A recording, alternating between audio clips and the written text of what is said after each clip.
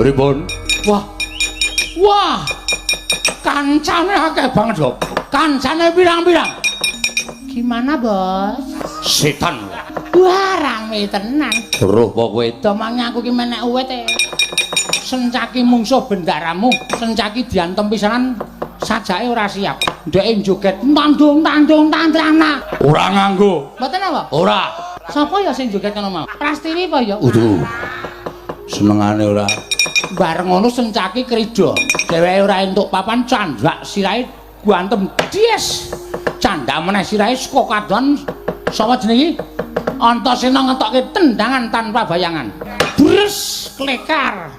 Antasena maju dantem bendaramu ora apa-apa. Wah rame tenan kok kowe tak ndelok ngeyel. Aku lek arep menek uwit piye awake gedene semene kok ya.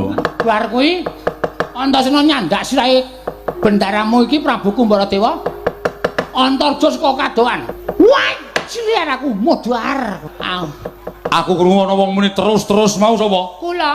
Oh iki jane ndombani aku apa? Ndombani kono to? Lho manut. Wah, bareng Antarja ngajar bendaramu, candak sirahe saka dhuwur kedap-kedap. Gatut kaca. Bres aku modar kowe. Wah, aku jingklak-jingklak ning dhuwur kok. Saking senenge. Saking senenge aku ki nek rombongan rekoso ki seneng kok. Oh, to. Rombongan kedengak-dengak. Ora mangan ora ngombe ki atiku bahagia. Heeh to. Iya. Bareng ngono mungsuh Garkaca ki duodane murup nganggo rompi kae. Oh.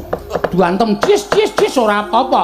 Karo Garkaca candak sirahe set. Wah, terakhir. Sapa? Bakul kapuk. Bakul kapuk sapa? Putih-putih ki.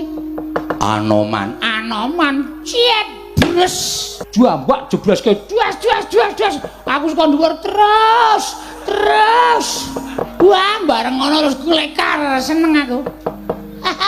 Ndekna unika pisang geni sak kancane remo kabeh kok. Di mana kata-katamu? Edan. Aku ijen kok ya kalah no. Ora iki mboten perkara ijen karo mboten sing dadi niku nyatane. Pripun? Teruske mboten? Ngomongi kok. Kancane pirang-pirang kok. Ana munyuke bareng. Niku jenenge Anoman. Nek sampeyan tau maca buku sing jeneng Gembong Mangliawan iku nggih niku. Niku tau bedah negara mateni buta pirang-pirang. Ijen. Sampeyan tau napa? Sampeyan bedah kadang pitike ndaluk iwang kula kok bedah negara. Niku jenenge Anoman. Wedan. Wong kono do kompak-kompak kabeh. Ayo. Tutuke kok piye? Arta tutuke nggon warmatene Wisanggeni. Wisanggeni adikku. Warmatene Wisanggeni mungsuhe Antasena. Muni yo. Ayo muni Om. Ngger Antasena e diwaneni.